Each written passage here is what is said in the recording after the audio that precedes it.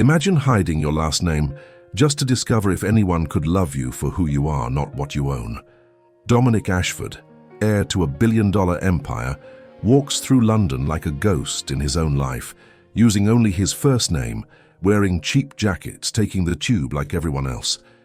He's tired of women who see his wallet before his face, tired of friends who need favors, tired of a world that bows before a surname, so he erases it. And if you believe real love sees the person, not the price tag, like this video and subscribe. Stay until the end. The rain falls heavy over Brick Lane when Dom first sees her. Luna. She's wiping down tables at a small artisan cafe, her hair tied back, flour on her apron, humming something soft he can't quite hear. The place smells like fresh bread and burnt espresso. It's warm, real, nothing like the cold marble halls he grew up in. He orders black coffee. She looks up and doesn't recognize him. No lingering stare, no sudden shift in posture, no performative smile, just a person serving another person. She sets the cup down gently, and there's something in the way she moves, unhurried, present, that makes him forget to look away. No one has looked at him like that in years, like he's just someone, not a name, not a fortune, just a man sitting in a cafe on a rainy afternoon. That simplicity stays with him for days. He comes back the next morning, and the morning after that. Luna starts to recognize him, not as Dominic Ashford, CEO of Ashford Industries, but as the quiet man who sits by the window and never checks his phone.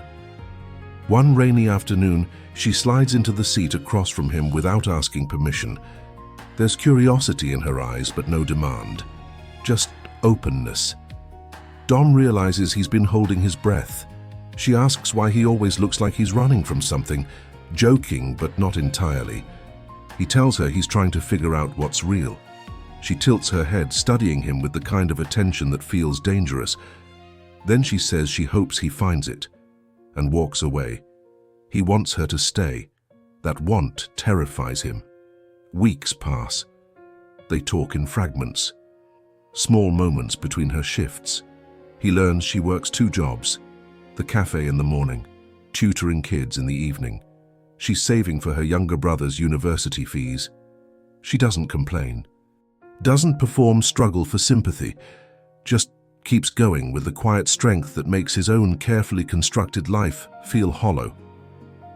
Dom has never met anyone like her. One night, as she locks up the cafe, he's still there, waiting in the rain like an idiot. She laughs when she sees him, pulling her coat tighter, shaking her head. He tells her he doesn't feel like he's pretending when he's with her. The words come out raw, unplanned. Luna's smile fades into something deeper. She steps closer. "I see you." 3 words, but they land like an earthquake, because no one has ever said that to him and meant it. But his world is closing in. The board wants him visible again. His mother is pressuring him to attend galas, to meet suitable women, to stop this ridiculous phase of playing ordinary. His assistant keeps sending lists of events, black-tie dinners, charity auctions, press conferences. He's been invisible for months, and invisibility has an expiration date. He ignores it all. One evening, Luna invites him to her brother's school play. It's small, chaotic, full of kids fumbling lines and parents filming on phones. Dom sits in the back row, watching her cheer louder than anyone else. Afterward, her brother shakes his hand, grinning, saying Dom makes his sister smile, and that's cool. Dom's throat tightens. He spent his entire life being introduced as an Ashford, as someone important, as someone powerful. But this, being told he makes someone smile, feels like the first real introduction he's ever had. That night, walking her home through empty streets, Luna stops under a street lamp. She asks why he never talks about his family, his work, where he lives. The question is gentle, but it cuts deep. Dom wants to tell her everything, wants to say, "I'm Dominic Ashford. My face is on magazine covers. My name is on buildings. And I'm terrified that if you knew, You'd look at me the way everyone else does, but he doesn't. He tells her he likes who he is when he's with her. Luna's eyes soften. She reaches up, hesitates, then touches his face, rain dripping between them. She tells him to stay that person. Her voice is barely a whisper, but it feels like a vow. And Dom knows in that moment he's in love with her. Completely, desperately, irreversibly. But the next morning, everything shatters. His photo is on the front page of the Financial Times. Dominic Ashford returns. Billionaire heir resurfaces after months in hiding. Luna is holding the newspaper in her hands when he walks into the cafe. Her face is pale. The paper trembles slightly. She looks up at him, and for the first time since they met, there's distance in her eyes. She doesn't say his name. She doesn't need to. The photograph says it all. Dom in a tailored suit. Dom shaking hands with politicians. Dom standing in front of Ashford Tower, the empire his father built, the empire he inherited, the empire he's been running in secret while pretending to be no one. Luna's hand drops to her side, the newspaper falling to the counter. Her silence is louder than any accusation, and Dom realizes he's about to lose the only real thing he's ever had. Luna steps back from the counter, not dramatically, not with anger, just away, like she needs physical distance to process what she's seeing. The newspaper lies between them like evidence at a trial. Dom's face stares up from the page, sharp suit, cold expression, surrounded by men in power. It's a version of him she's never met. He opens his mouth to explain, but she's already shaking her head. Not now, not here. She turns and walks into the back room, leaving him standing alone in the empty cafe. The espresso machine hisses. The rain drums against the windows. Dom stares at the space where she stood, his chest tight, his hands useless at his sides. He's faced hostile boardrooms, cutthroat negotiations, journalists trying to tear him apart. But this, watching Luna walk away, is the first time he feels powerless. She doesn't answer his calls, doesn't respond to his messages. For 3 days, Dom exists in a fog of his own making. He sits in his penthouse overlooking the Thames, surrounded by glass and steel and emptiness, staring at his phone like it might somehow undo what he's done. His assistant keeps buzzing. Meetings, decisions, crises that need his attention. He ignores all of it. The board is furious. His mother is calling every hour. The press is circling, hungry for the story behind his disappearance. But all Dom can think about is the look on Luna's face when she realized who he was. Not anger, not betrayal. Just disappointment. Like she'd hoped for something better and found out she was wrong. On the 4th day, he goes back to the cafe. Luna is there, moving through her shift with mechanical precision. She doesn't look at him when he enters, doesn't acknowledge him when he sits at his usual table.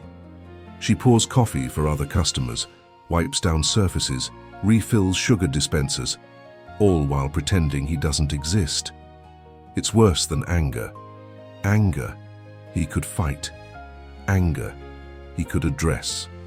But this cold erasure, this careful removal of him from her awareness, feels like dying slowly.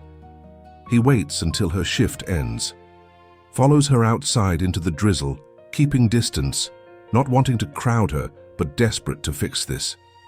She walks faster. He matches her pace. Finally, she stops under an awning, spinning to face him. The question in her eyes is simple. Why?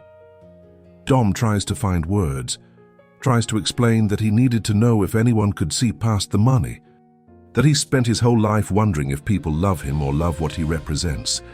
That meeting her felt like the first honest thing that had ever happened to him, but it all sounds hollow now, because the truth is, he lied. Not explicitly, not with words, but with silence, with omission.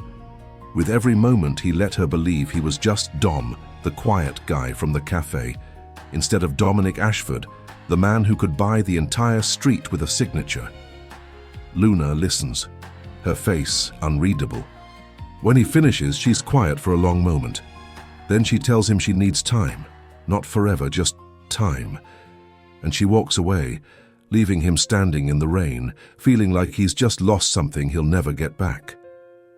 Dom tries to give her space, tries to focus on work, on the empire demanding his attention.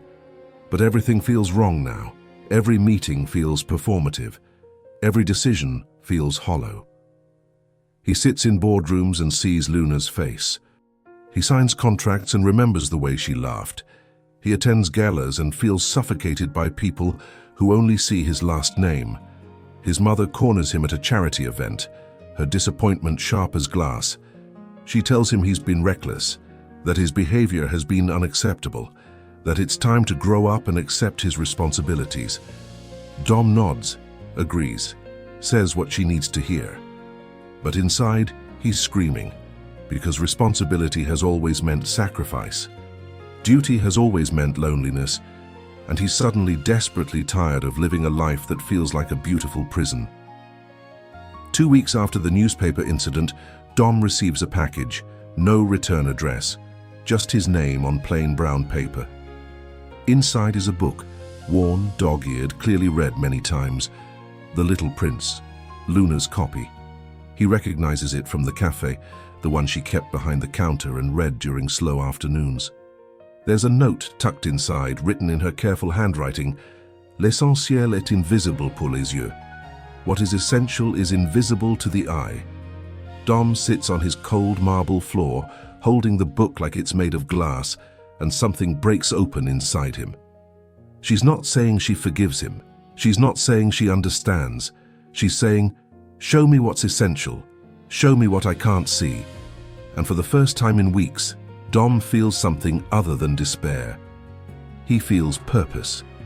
The next morning, he makes a decision. He calls an emergency board meeting. His mother attends, furious and confused. His executives look worried. The room is tense, expectant. Dom stands at the head of the table and announces he's stepping back. Not permanently, not irresponsibly, but he's appointing a temporary CEO, someone capable, someone trustworthy, while he takes 6 months to... And here he pauses, searching for the right words, to figure out who he is outside this room. The boardroom erupts. His mother's face goes white with rage. Executives start shouting about shareholders, about stability, about duty. But Dom doesn't waver. He spent his entire life doing what was expected, being who they needed him to be. And it almost cost him, the only person who ever saw him as human. He leaves the meeting before anyone can stop him, walks out of Ashford Tower into London's grey afternoon, feeling lighter than he has in years. He doesn't know if Luna will forgive him, doesn't know if what they had can survive the truth. But he knows one thing with absolute certainty: he has to try. That evening, he goes to her brother's school. Luna is there, waiting outside the gates, checking her phone. She looks up when she hears footsteps and freezes when she sees him. Dom stops a few feet away, doesn't approach, doesn't assume. He just stands there, holding the little prince in his hands, and waits to see if she'll let him speak. Luna doesn't move toward him, doesn't smile, doesn't soften. She just stands there, arms crossed, the school gates between them like a border she's not ready to cross. Her brother appears behind her, laughing with friends, but she puts a hand on his shoulder, gentle, protective, and sends him ahead with a classmate. Then she turns back to Dom. Her eyes ask the question her mouth won't. What are you doing here? Dom holds up the book.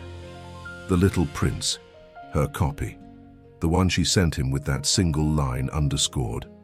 He's read it 3 times since it arrived. Read it trying to understand what she was telling him. Read it trying to find the words he should have said weeks ago. He steps closer. Not too close.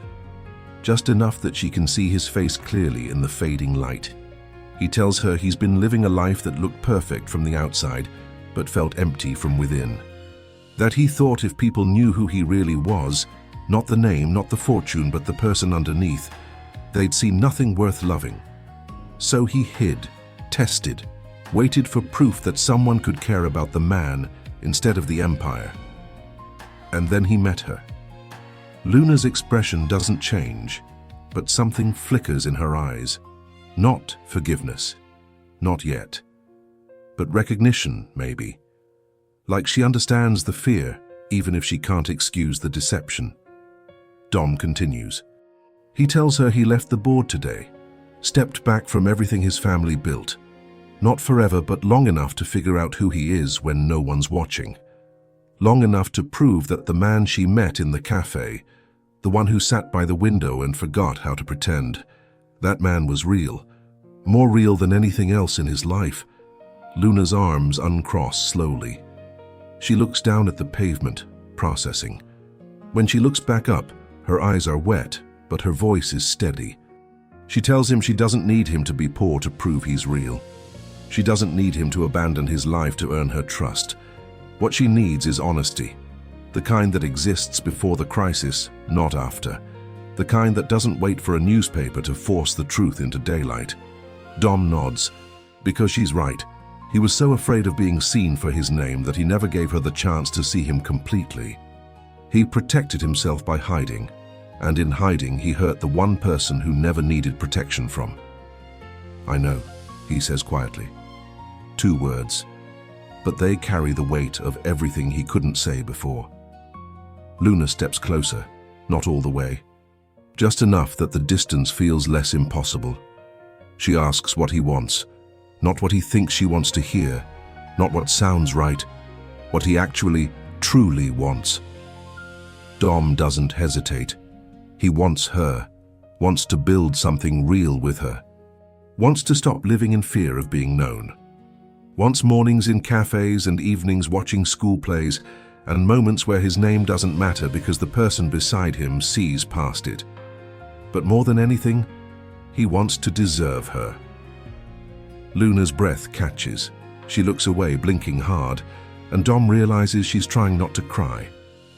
When she looks back, there's something raw in her expression, vulnerable, like she's about to say something that costs her. She tells him she fell in love with someone who didn't exist. The words hit like a punch, but then she continues. She says the man in the cafe was real, his kindness, his loneliness, his search for something true. That was real. But so is Dominic Ashford, the empire, the responsibility, the world he comes from. And she doesn't know if those 2 versions can coexist. Doesn't know if she fits into a life that includes boardrooms and galas and magazine covers. Dom's chest tightens, because she's not rejecting him. She's afraid. Afraid of the same thing he's been afraid of, and that love isn't enough when 2 worlds are this far apart. He steps closer. Close enough now that he could reach out and touch her, but he doesn't. Not yet. He tells her he's not asking her to fit into his world. He's asking if they can build something new, something that doesn't belong to his family or her expectations or anyone's idea of what their lives should look like. Something that's just theirs. Luna's eyes search his face, looking for certainty, looking for proof. And then slowly, she reaches out and takes the book from his hands. They don't kiss. They don't fall into each other's arms like a movie ending.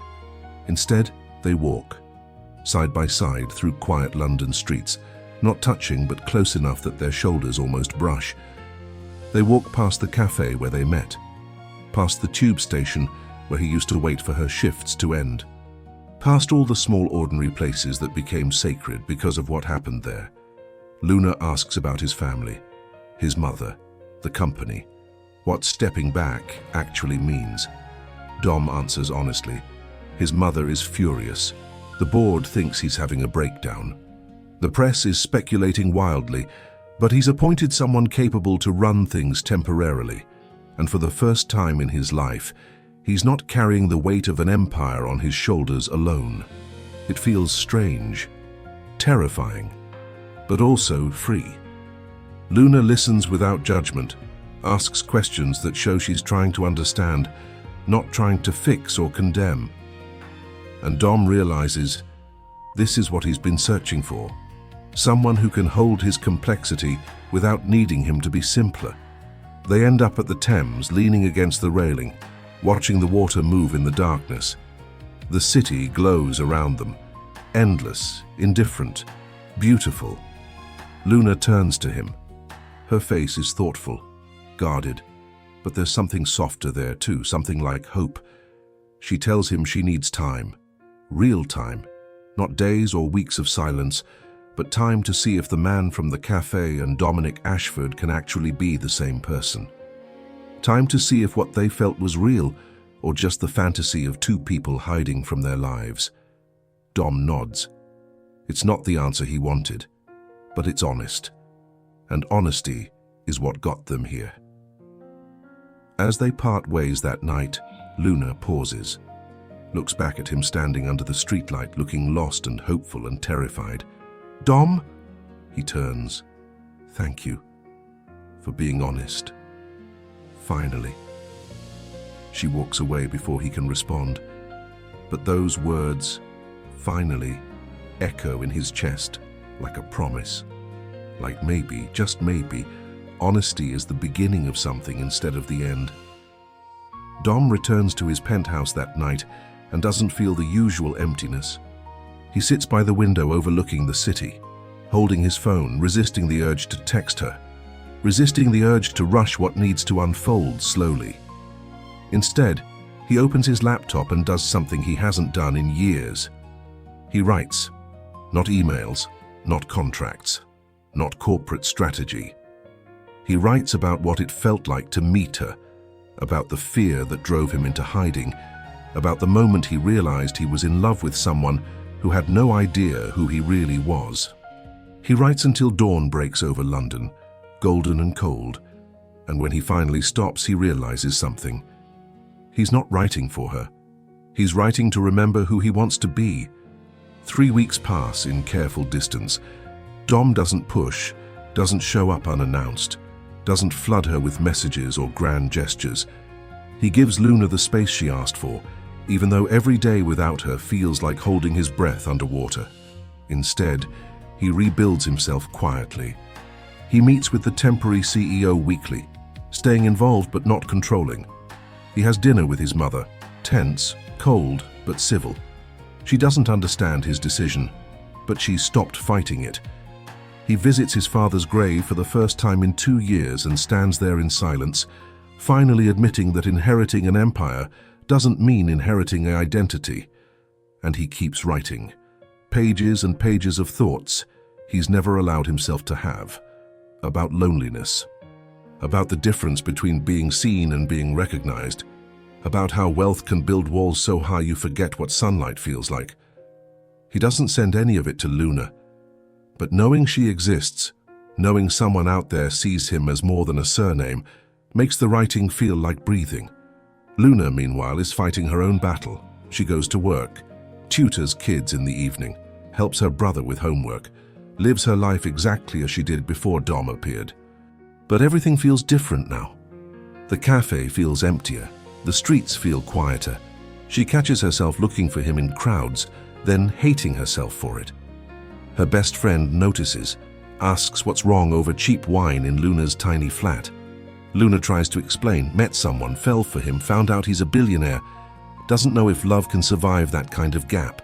Her friend laughs, not cruelly, just skeptically. She asks if Luna is afraid of his money or afraid of being happy. The question lands hard, because the truth is, Luna has spent her entire life being practical, being careful, building a life brick by brick with no safety net. She's never had the luxury of dreaming big or taking risks.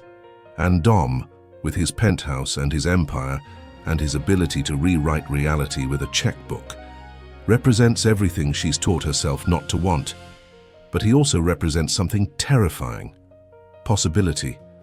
The possibility that life doesn't have to be a struggle. That love doesn't have to be practical. That maybe, just maybe, she deserves something more than survival. And that possibility feels more dangerous than any lie. One evening, Luna is closing the cafe alone when someone knocks on the glass door.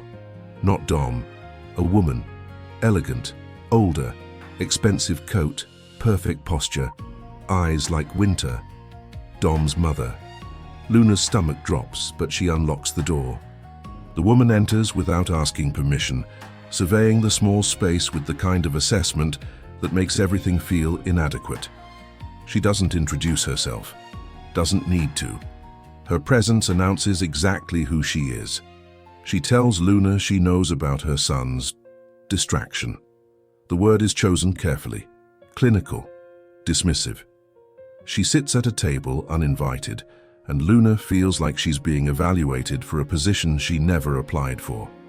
The woman speaks in calm, measured tones about legacy, about responsibility, about how men like Dominic have obligations that transcend personal desire. She's not cruel. That's what makes it worse. She's simply stating facts, the way one might explain gravity or economics. Dom's world and Luna's world don't overlap. They can't, not sustainably. And while she's sure Luna is a lovely person, surely Luna can see that this entanglement will only end in disappointment for everyone involved. Then she slides an envelope across the table. Luna doesn't touch it, doesn't need to. She knows what it is. She's seen this scene in a dozen movies. The payoff, the clean exit, the mother protecting her son from the unsuitable girl. The woman stands, adjusting her coat, preparing to leave. She tells Luna to think about it, to consider what's actually best for everyone, not just what feels romantic in the moment. And then she's gone, leaving the envelope on the table like evidence of something sordid. Luna stares at it for a long time, doesn't open it, doesn't touch it, just stares.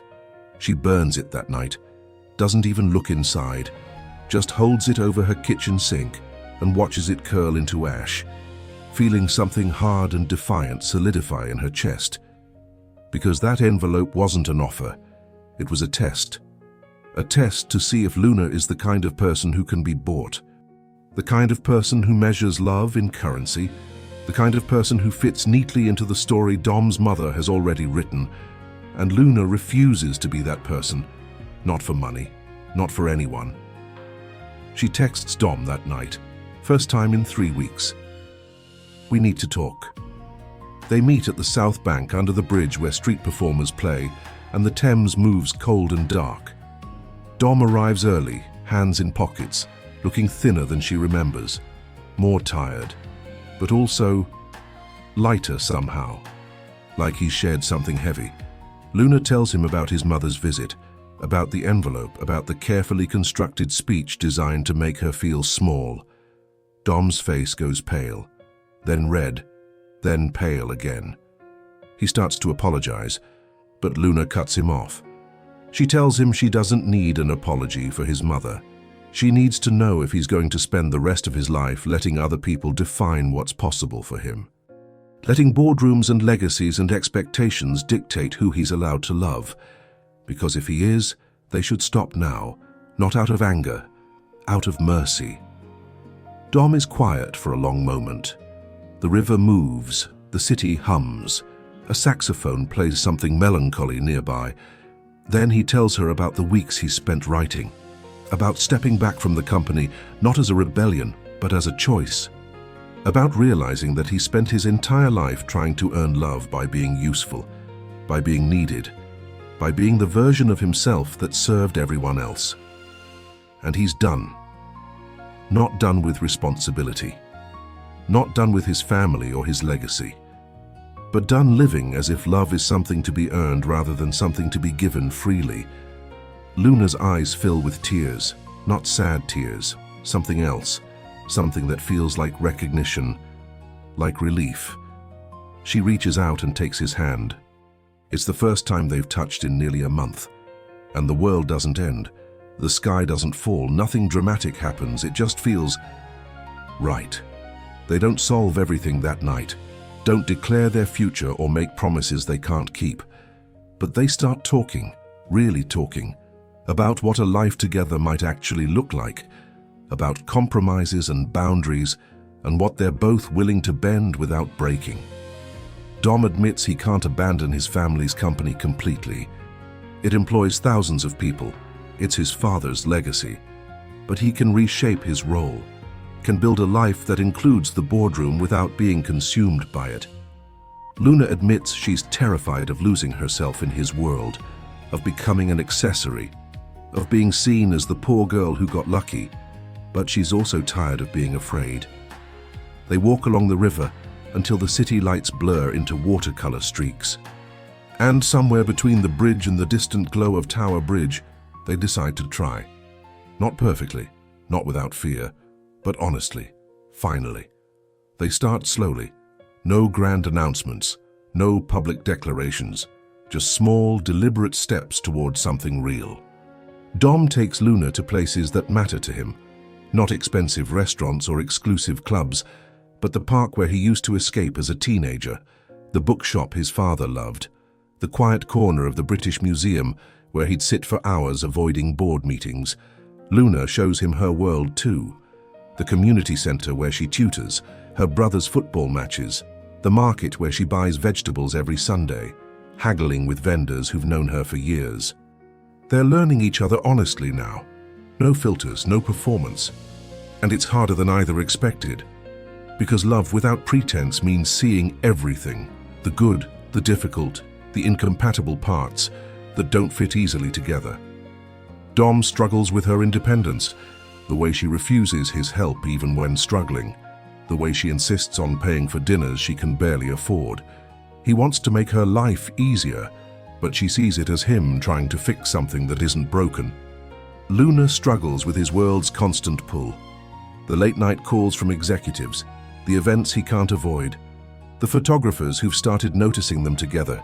She feels exposed, watched, judged by people who've already decided she doesn't belong. One night, after a particularly tense dinner where neither could find common ground, they sit in his car outside her flat in silence. Luna stares out the window. Dom grips the steering wheel. She asks if this is sustainable. If love is enough when everything else feels like friction. Dom doesn't have an answer, because he doesn't know. The breaking point comes 3 weeks later. Dom's mother hosts a charity gala, unavoidable, high profile, the kind of event that defines social position. She makes it clear, Dominic is expected to attend. Alone. It's a test. Everyone knows it. Dom invites Luna anyway. She hesitates. Knows what it means. Knows she'll be scrutinized, photographed, whispered about. Knows Dom's mother will be watching, waiting for her to prove every prejudice right. But she also knows that hiding won't solve anything. So she agrees. The night of the gala, Dom picks her up wearing a suit that probably costs more than her yearly rent. Luna wears a simple black dress, elegant but clearly not designer. She feels the difference immediately when they arrive. The venue is stunning. Crystal chandeliers, marble floors, women in gowns that cost thousands, men in perfectly tailored tuxedos. Everyone moves with the casual confidence of people who've never questioned their place in the world. Luna feels like an imposter. Dom stays close, his hand at her back, protective but not possessive. He introduces her to people, colleagues, family, friends, distant relatives. Some are polite, some are curious, some look right through her like she's invisible. Dom's mother appears halfway through the evening. She greets Luna with cold politeness, asks surface questions designed to highlight differences. Where did you study? What do your parents do? How did you and Dominic meet?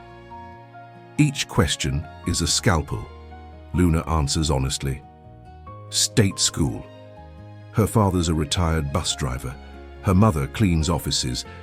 They met at a cafe where she works. The silence that follows is louder than any insult. Dom's jaw tightens. He steers Luna away before his mother can continue, but the damage is done. Luna excuses herself to the restroom. Needs air, needs distance. She stands in the opulent bathroom, staring at herself in the gold-framed mirror, feeling small. Not because of the wealth, not because of the gowns or the chandeliers or the champagne that costs more than her monthly groceries, but because she suddenly sees herself through their eyes, the outsider, the charity case, the girl who doesn't know which fork to use.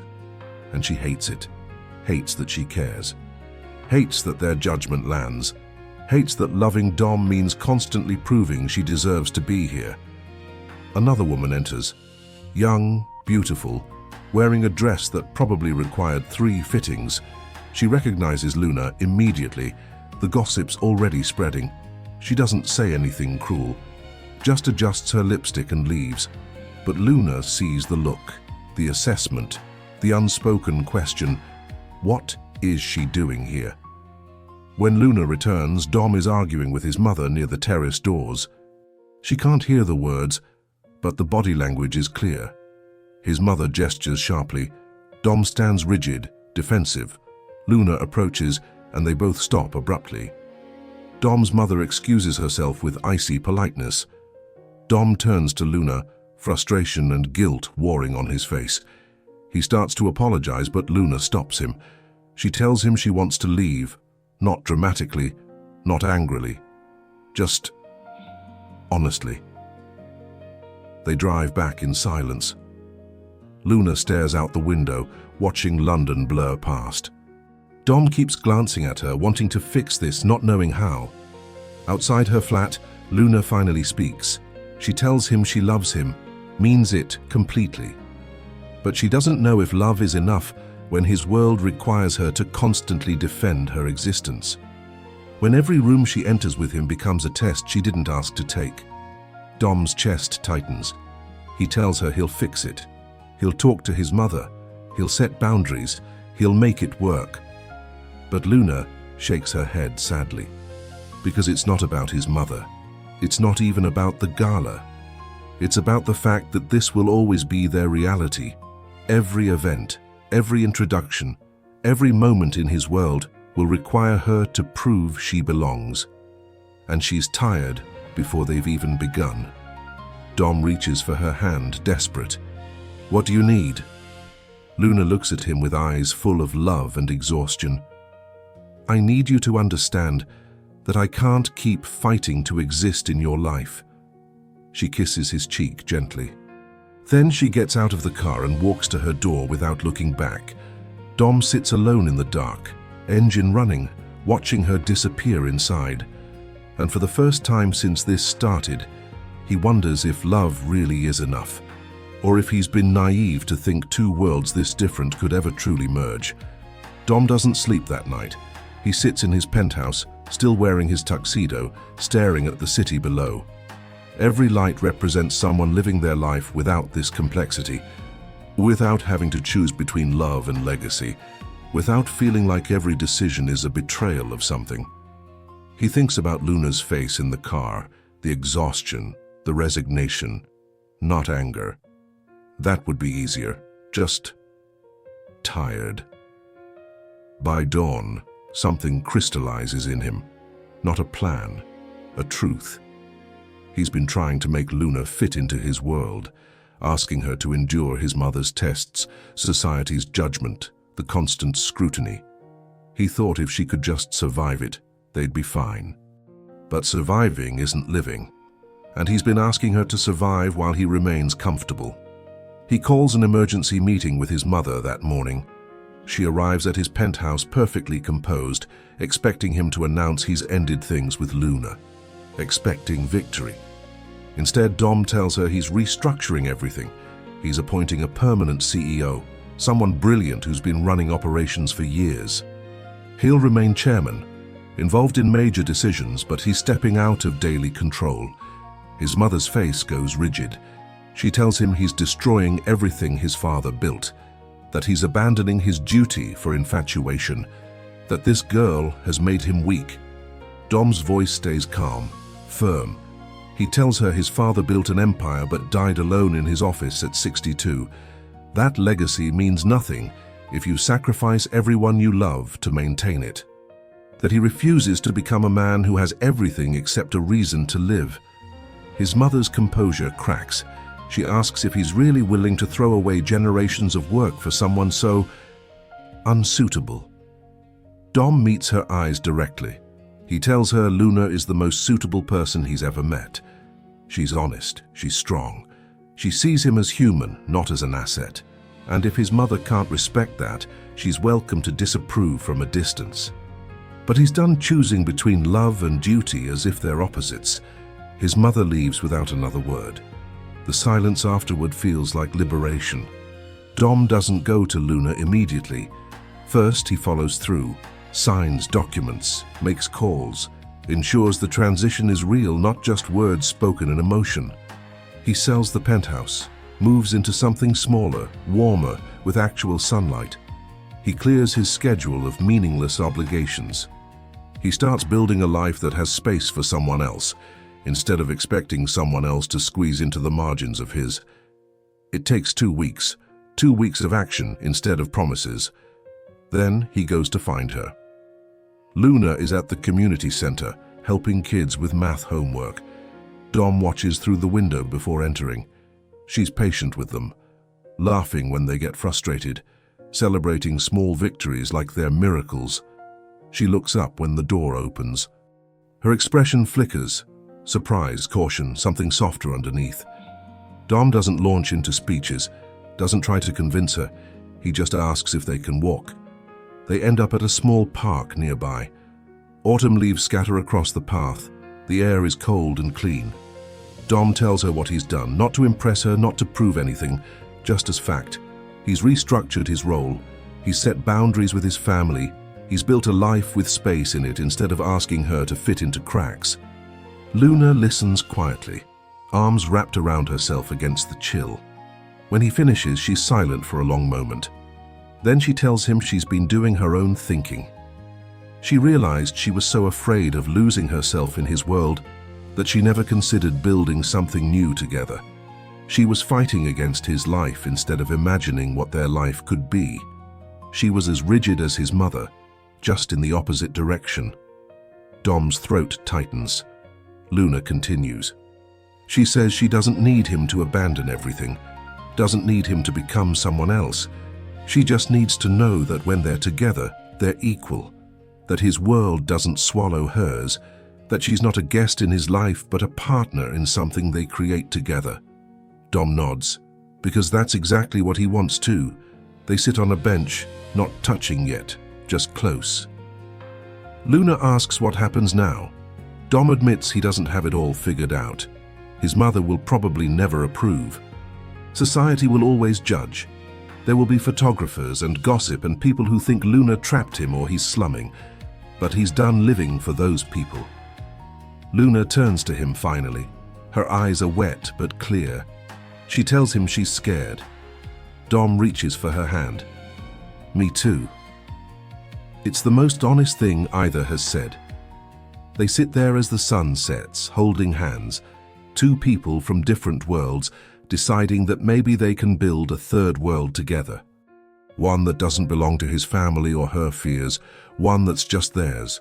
They don't kiss, not yet. Instead, Luna leans her head on his shoulder. Dom wraps his arm around her, and they watch the sky turn purple and gold, feeling something shift. Not fixed, not perfect, but possible. For the first time in weeks, possible feels like enough. That night, Dom walks Luna home. At her door, she pauses. She tells him she needs one more thing from him. Dom tenses, prepared for another boundary, another requirement. Luna smiles slightly. Introduce me to your world again, but this time, introduce me as your equal, not your guest, not someone you're defending, your partner. Dom's chest expands with something that feels like hope. When? Whenever you're ready. He looks at her standing in the doorway of her small flat, strong and vulnerable, and absolutely certain of her worth. And he realizes he's been ready since the moment he met her. Next week, my father's foundation gala, I'm giving the keynote. Luna nods, not nervous, not afraid, ready. She kisses him then, soft, brief, full of promise. Then she disappears inside, leaving Dom standing in the cold, feeling like he just found his way home. The gala arrives like a storm on the horizon. Dom spends the week preparing his keynote, but he's not writing about profits or legacy. He's writing about his father, about the man who built an empire but forgot to build a life. About inheriting everything except the wisdom to know what actually matters. It's the most honest speech he's ever written. Luna spends the week not preparing. She refuses to buy a new dress or practice small talk or study the guest list Dom offers. She'll go as herself, that's the point. The night arrives cold and clear. Dom picks her up wearing a simple suit. No ostentatious display. Luna wears a deep blue dress, still not designer, but elegant, confident. She looks like herself. That's what makes her beautiful. In the car, she's calm. Dom's the one with shaking hands. She notices, takes his hand, squeezes once. They arrive together. The venue is even more intimidating than the last gala. Dom's father's foundation is legendary. Everyone who matters is here: politicians, CEOs, old money, new money, media. Cameras flash as they exit the car. Dom keeps his hand on Luna's back, but it's different now. Not protective. Grounding. Like she's anchoring him instead of him shielding her. Inside, heads turn. Whispers ripple through the crowd like wind through wheat. Dom's mother appears almost immediately. Her expression is ice, but there's something else underneath. Resignation, maybe. Or exhaustion from fighting a battle she's already lost. She greets them formally. Luna responds with equal formality. No warmth, but no hostility either. Just two women acknowledging each other's existence. It's not reconciliation, but it's not war either. Dom is pulled away by foundation directors. Luna is left near the bar, visibly alone in a sea of tailored suits and designer gowns.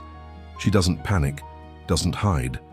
She orders sparkling water and observes, watching the room like she's studying a painting. Curious but not desperate to belong. An older man approaches, distinguished, kind eyes. He introduces himself as Dom's father's former business partner. He tells Luna he's heard about her, the cafe, the tutoring. The way she makes Dom laugh. Luna is guarded, expecting judgment.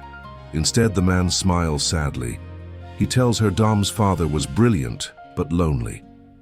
That he chose empire over everything else and regretted it quietly for decades. That seeing Dom choose differently gives him hope the next generation might be wiser. Luna's throat tightens. The man pats her hand gently and walks away, leaving her standing there with tears she refuses to let fall. Dom takes the stage for his keynote. The room quiets, hundreds of eyes on him, cameras recording. His mother sitting in the front row, face unreadable. He begins with the expected content. Foundation achievements, his father's vision, gratitude to donors. Then he shifts. He talks about what legacy actually means. Not buildings or bank accounts, but the lives you touch, the people you love, the courage to be human instead of invincible. He talks about his father's regrets, the conversations they never had. The moments missed because duty always came first. The room is silent, uncomfortable. This isn't the speech anyone expected. Then Dom's voice softens. He talks about meeting someone who saw him as a person before a name, who challenged him to question what he was building his life around, who reminded him that power without connection is just expensive loneliness. He doesn't say Luna's name. He doesn't need to. Everyone knows. His eyes find hers across the crowded room. She's standing near the back, tears streaming down her face, not bothering to hide them. Dom finishes by saying his father's greatest legacy isn't the foundation. It's the example of what not to repeat. And he's grateful for the chance to build something different. The applause is scattered at first, then builds. Not everyone agrees, but everyone feels it. Afterward, people approach Dom differently. Some are cold, some are curious. Some thank him for his honesty. His mother says nothing, just looks at him with an expression he can't read, then leaves early. Dom finds Luna near the terrace. She's staring at the city lights, breathing slowly. He comes up beside her. She doesn't look at him immediately, just speaks into the night. That was terrifying. I know. Everyone's going to talk. Let them. Luna turns finally. Her face is blotchy from crying, her mascara slightly smudged. She's never looked more beautiful. You really meant all of it. Every word. She steps into him. He wraps his arms around her. They stand there on the terrace, holding each other while the gala continues inside without them. Weeks pass. Life doesn't become a fairy tale. Dom's mother remains distant. Some family friends stop calling. Business associates question his priorities. But slowly other things shift. His foundation work becomes more meaningful. He starts programs Luna suggests, tutoring initiatives, small business grants. He's building something that matters instead of just maintaining something inherited. Luna finishes her teaching certification, opens a small tutoring center with Dom's support. But it's her vision, her leadership. He's the investor, she's the founder. They find rhythms, compromises, ways to honor both their worlds without sacrificing either. It's not always easy. Some mornings Luna wakes up anxious about being photographed. Some evenings Dom struggles with reduced influence in boardrooms. But they talk through it, honestly, without pretense. 6 months after the gala, Dom takes Luna back to the cafe where they met. It's early morning, the place just opening, the same smell of bread and coffee. They sit at the same table where he first watched her wipe down surfaces and hum softly. Luna smiles. "Remember when you were just Dom?" "I'm still just Dom." "No, you're Dominic Ashford who chose to be just Dom." He considers this. She's right. Dom pulls a small box from his pocket. Not ostentatious, simple, elegant. Luna's breath catches. He doesn't give a speech, doesn't quote poetry, just looks at her with absolute certainty. "Build a life with me, not mine, not yours, ours."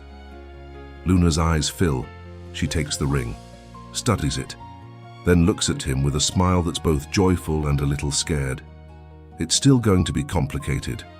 Always. Your mother might never approve. Probably not. People will always have opinions. Without question." Luna slides the ring on. Perfect fit. Then yes. They kiss in the cafe where everything started, tasting like coffee and possibility. The screen fades to black. Then text appears. "Sometimes the greatest wealth is finding someone who sees you clearly and loves you anyway." Rate this story from 0 to 10 in the comments. And if you believe love requires honesty, subscribe.